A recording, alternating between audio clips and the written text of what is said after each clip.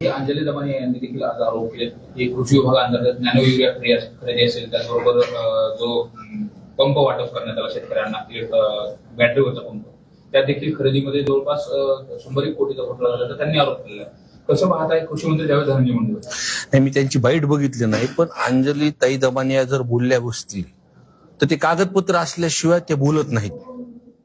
मागे जो हार्वेस्टरचा विषय जो आपल्या समोर आला होता, त्यामध्ये हार्वेस्टरचा मुद्दा त्या ज्या लोकांना जो तिथं त्रास झाला किंवा ज्या लोकांनी तिथं पैसे दिलेले आहेत, संतोष अण्णा देशमुख प्रकरणानंतर ज्या पद्धतीने सर्वांनी तिथं लोकप्रतिनिधी बोलले, तर कुठंतरी लोकांनाही वाटतं न्याय भेटणार आहे. आणि न भीतीपोटी जे लोक शांत बसले होते, आज एक एक माणसं त्या विषयावर बोलतात. ते प्रत्येकाकडं कुणी ना कुणी त्यांच्यावरती जे अन्याय झालाय ते कागदासहित माझ्याकडे पण काही देतात. ते तसं अंजली ताई दमाने सुद्धा त्यांच्याकडे कागद असल्याशिवाय ते बोलणार नाही. बरोबर असेल.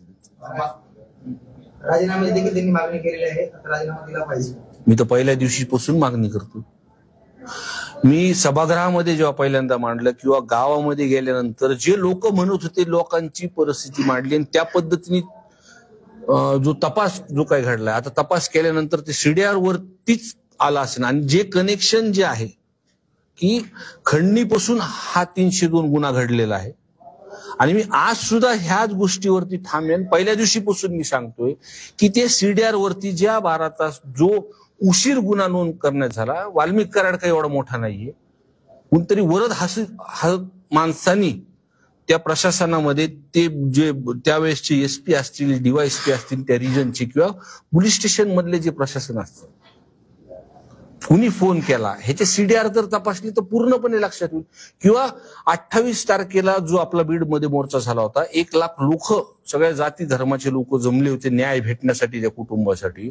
मला ही माहिती भेटली होती की त्या कालावधीमध्ये एका मोठ्या हॉस्पिटलमध्ये वाल्मिक कराड तिथं म्हणजे ट्रीटमेंट घेत होते, म्हणजे फक्त आराम करत होते. आणि वरतून टीव्ही वरतून हा सगळा जे काही हा सगळा विषय ते बघत होते. मग त्या कालावधीमध्ये कोण त्यांना भेटलं किंवा कोणत्या माणसांनी त्यांना ऍडमिट केलं, कोण भेटून गेलं, इतके दिवस त्यांना काय संरक्षण दिलं त्या प्रकरणामध्ये, हा तपास कोणत्या दिशेने चालू. मी वारंवार हा विषय बोलतोय.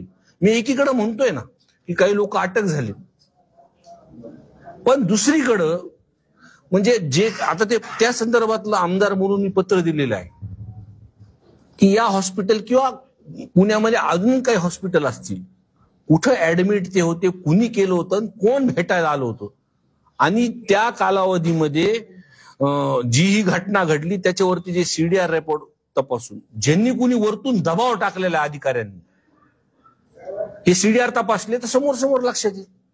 या घटनेला 56 दिवस पूर्ण झाले, सीसीटीव्ही फुटेज समोर आले, कॉल रेकॉर्डिंग समोर आले, मानवी त्याची कारवाई होत नाही.